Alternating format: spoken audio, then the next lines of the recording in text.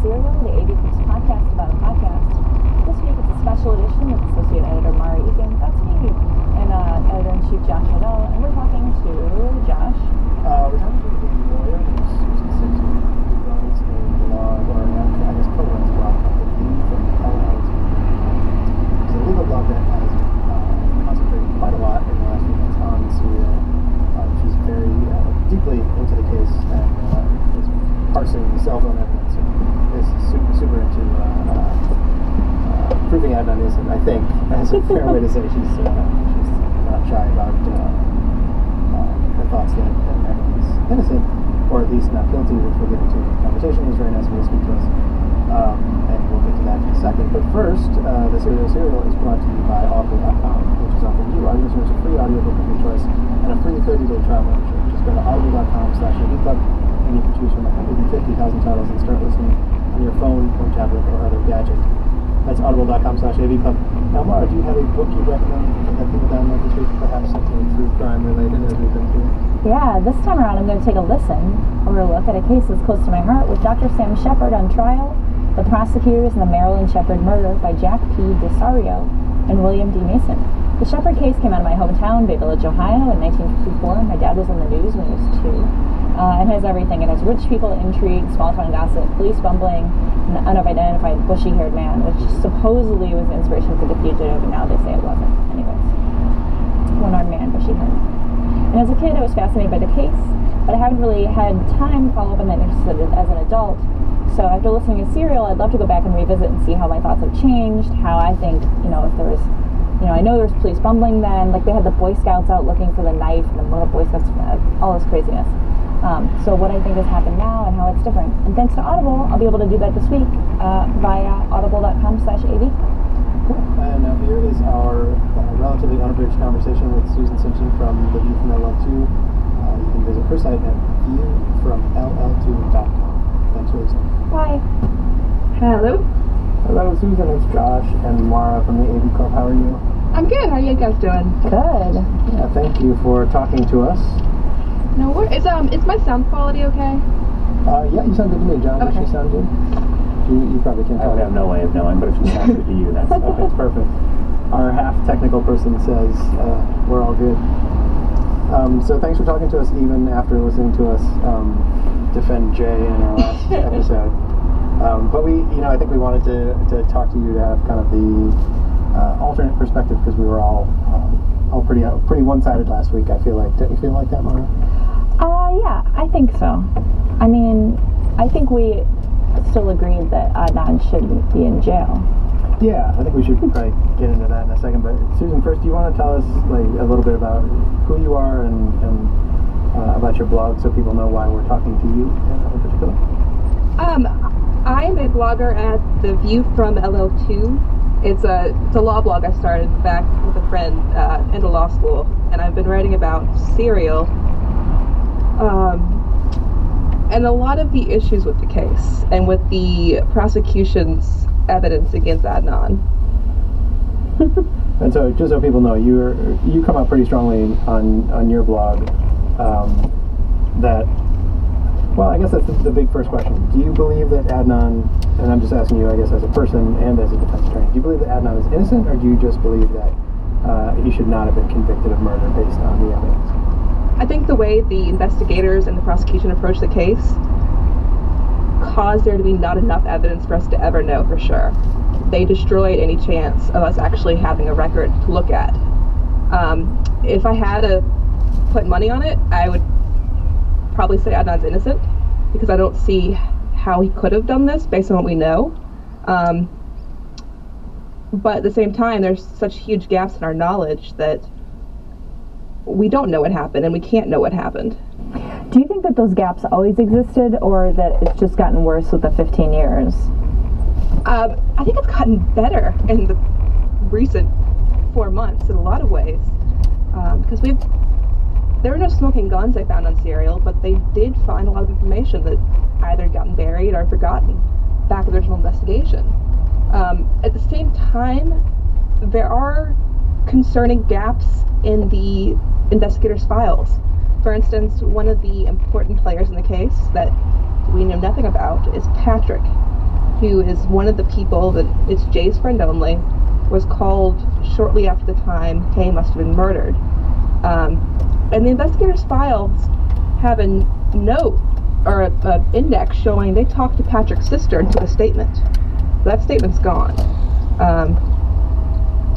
And same for the cell records, or the pager records and the landline records for other players in this case. Those were subpoenaed apparently, but they're missing from the file. Okay.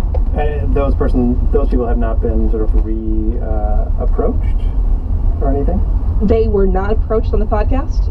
There was a note or a post on the Serial website talking about it. It's called Stragglers, I believe, and discussing how there were people they still know nothing about. So, if Adnan didn't do it, do you think Jay did? I think you kind of come close to saying that in your blog, specifically talking about the pocket dial, the idea of somebody pocket dialing while they're committing a crime. Are you ready to come out and say you think Jay did it? No, I don't. I truly have no opinion on that. It's a possibility. It's not a bad one, but I don't think we know enough to say that. It's one among many. I think that we've gotten a lot of emails from lawyers, and to a person it's been prosecutors who want to talk about how obviously Adnan should have been convicted, and defense attorneys who think he was essentially railroaded. Do you find that to be the case in your profession, that lawyers will generally side with their side? That tends to happen. It's not uniform, but there's definitely a trend in that direction. So you've written a lot now about the cell phone evidence, which I don't want to get sort of too deeply into, but can you kind of summarize your thoughts on the cell phone evidence and for the dumber listener? I know it's obviously you said the average jury, like you say the dumber average listener. dumb jury. Do you think that sort of evidence is just too complicated for a jury to get, or do you think the prosecutors deliberately misuse that evidence? And what do you think, if anything, it actually proves? Because I think a lot of people sort of get deep into this, but not nearly as deep as you, and say, sort of throw their hands up at the end of it and say, well, I don't know what this cell phone evidence says. This person says one thing and it sounds like it makes sense. This person says another thing. Can that cell phone evidence actually ever point to anything conclusive? Absolutely, not in this case. It's just too small an area. There's not enough ground for the pings to be substantially different. I started off thinking the cell phone records matter. I was pretty firmly convinced, probably until about 2-3 weeks ago, that there was significance in what they showed, and that the Lincoln Park pings were showing something real and indicates something important about the case. And the deeper I got into it, that just all fell apart. I no longer believe that there's any evidence the phone was in Lincoln Park. Or no evidence, but no reliable evidence that the phone was in Lincoln Park on the night of Kay's murder. Where was the phone? Sorry. For people who might not have read your blog. The problem with the cell phone evidence is that it's not going to hit the nearest tower. It might. It's probably more likely, depending on geographical factors, to hit the nearest tower. But it's not overwhelmingly so. And we can see in the cell phone records there's many times when a phone or one of the calls was pinged a tower that was maybe a tower over or 2 towers over. Additionally, most of the coverage area that, as far as it can be worked out, of the Lincoln Park Tower actually wasn't in the park. It covers the neighborhoods around there as well.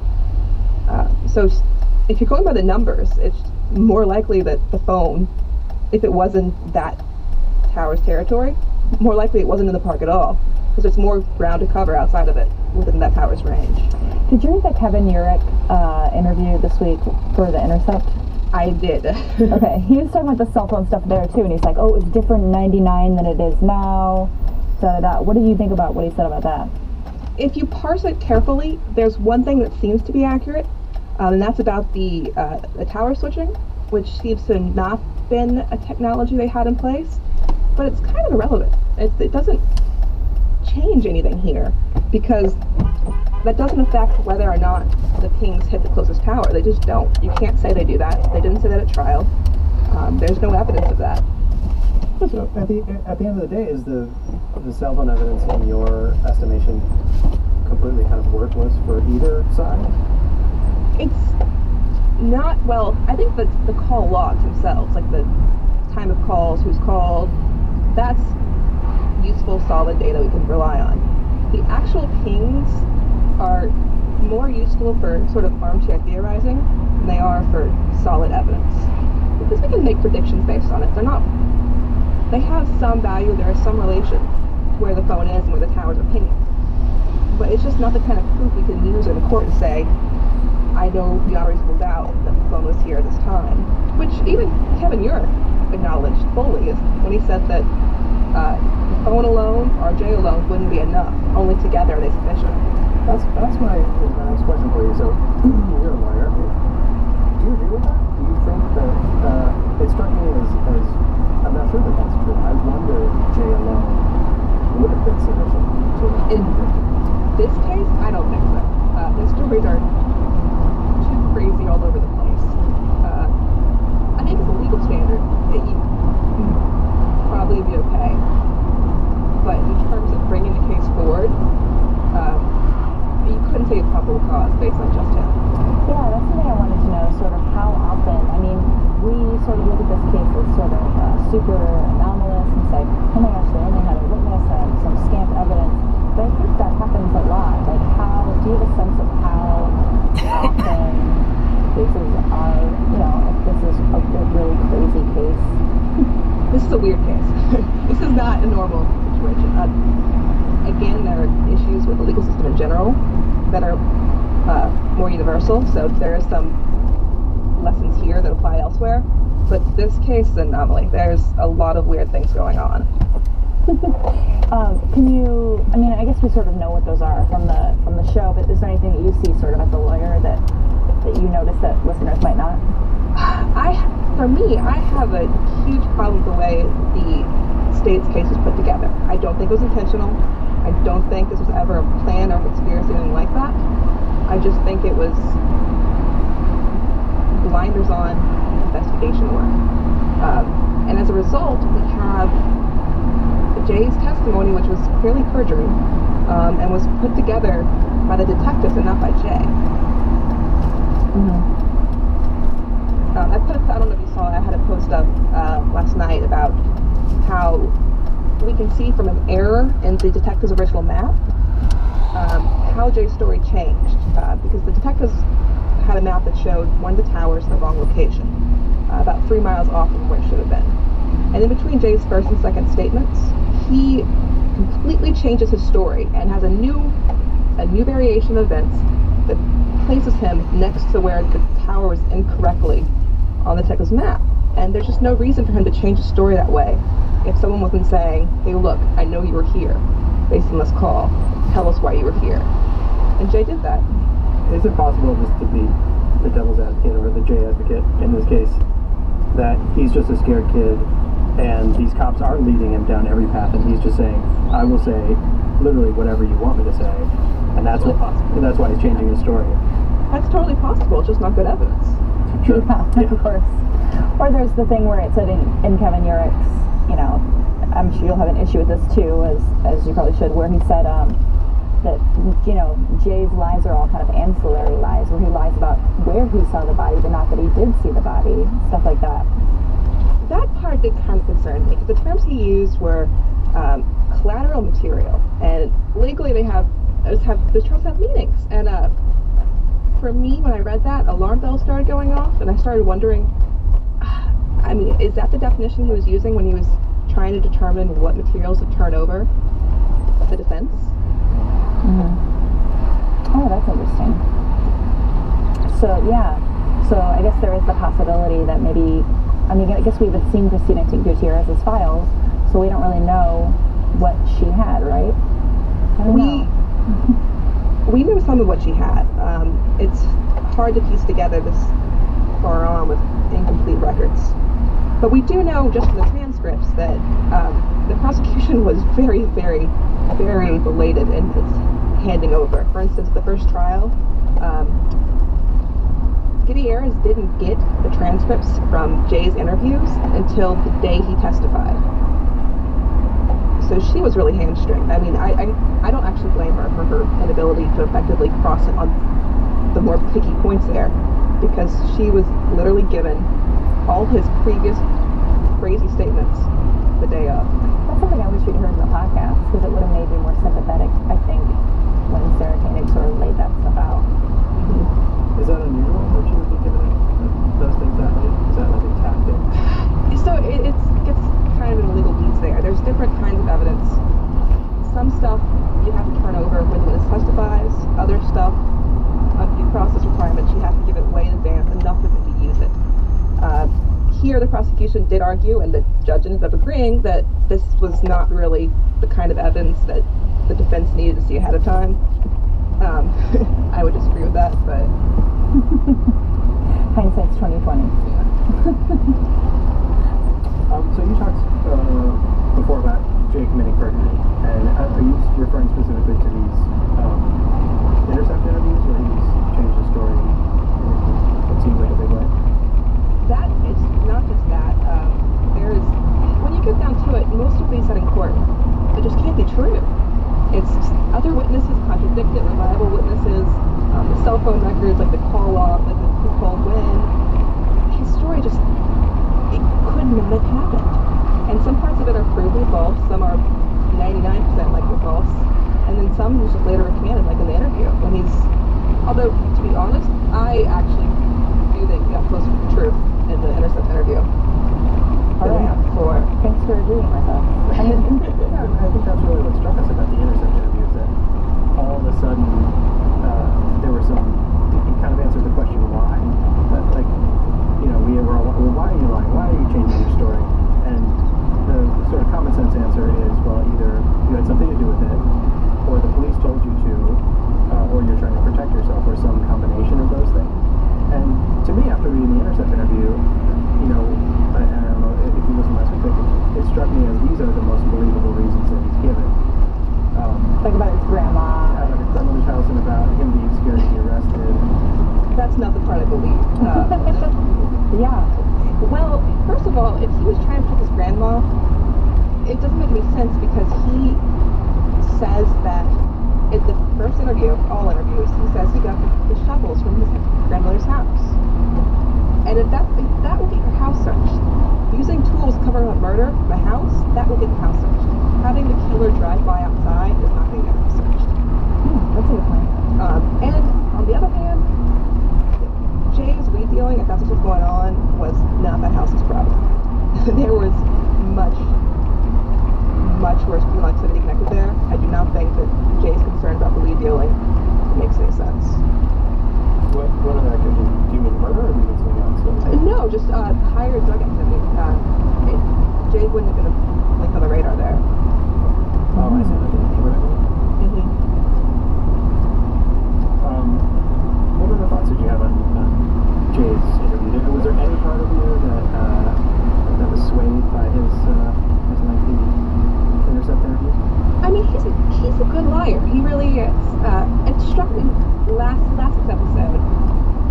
You were discussing the line about the animal rage, and one of you commented, "Oh, I didn't realize it at the time, but now that Jay brings it up, those are the two most biased words in Serial. I can't believe they'd go to this guy's house, like barge in, and then say it's an animal rage." But that's not what happened. Julie Snyder and Sarah Koenig, after they left the house, they start discussing, and they say, you know, he seemed very calm, very polite, almost sort of sweet, but then he described himself as having this animal rage that we were asking his questions, and you couldn't really even see it though. And yeah, so we fucked that up. For sure. Yeah. But that's the kind of lie he tells. He adds enough truth to it where it is convincing. It does sound plausible. So you're saying you think he was lying about actually having this animal rage? No, I think, well, he's lying about who said it. Oh, I see.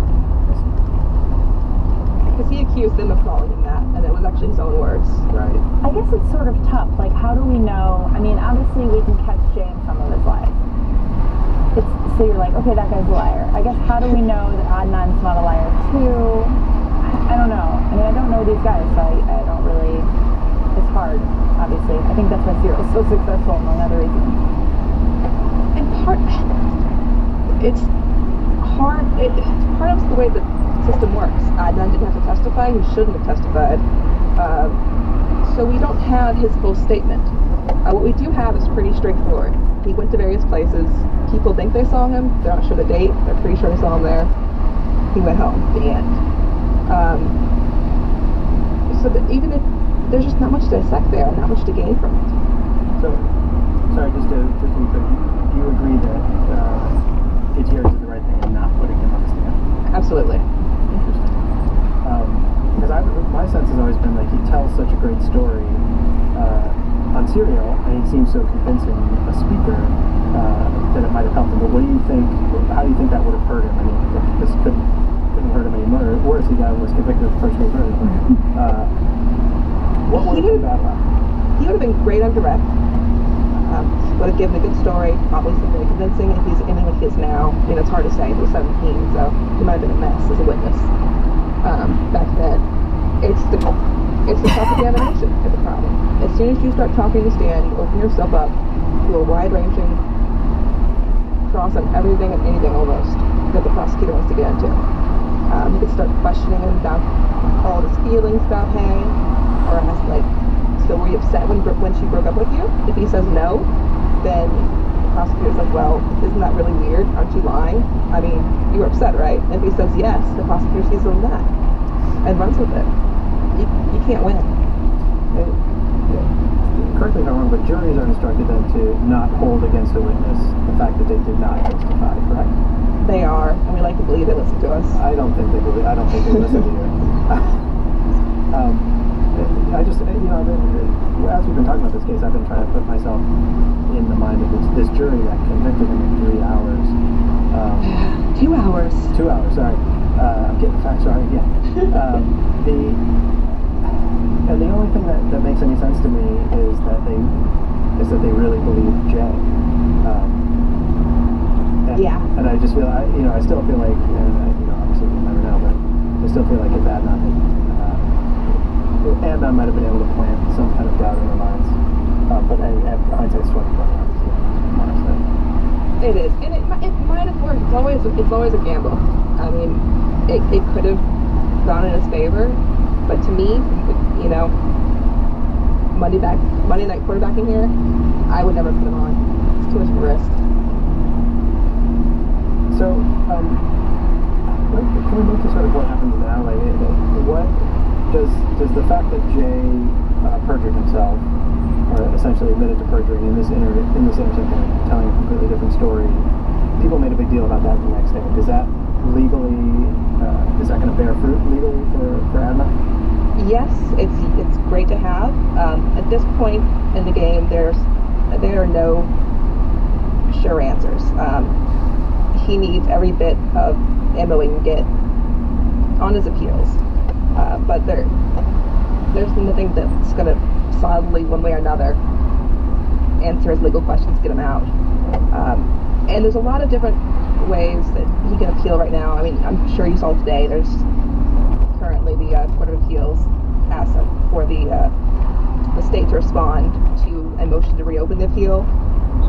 So there's that option going forward. He could raise other appeals, and then there's the end of this project as well. So there's a lot of different post-conviction proceedings that could go forward, and in some of them, Jay's perjury could help him. So what's the best case scenario with any of those? That there's a new appeal of them? And the best case scenario is that the DNA evidence gets tested and comes back with a match for someone. For Jay, come on, do you want to say it? No, I really don't though. I don't. I think you have to keep that in mind, but I'm actually not swayed by that. Yeah, it could come back to what was the serial rapist that they were talking about, or whoever. Well, I would be surprised by that. That would be unexpected. I don't buy anything except for Adnan or Jay or some combination of those. Well, you've been very clear about that, but I think there are. I'm one of those people that's like, it could have been that we don't know. Well, look how often Jay talks about the snitching culture and how you can't snitch. I mean, that doesn't apply to people that aren't. That doesn't apply to some 17-year-old kids from the mosque.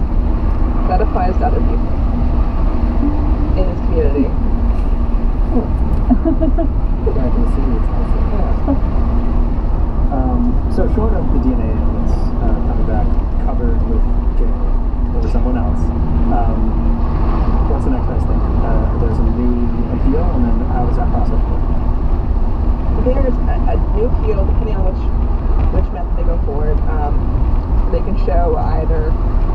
That's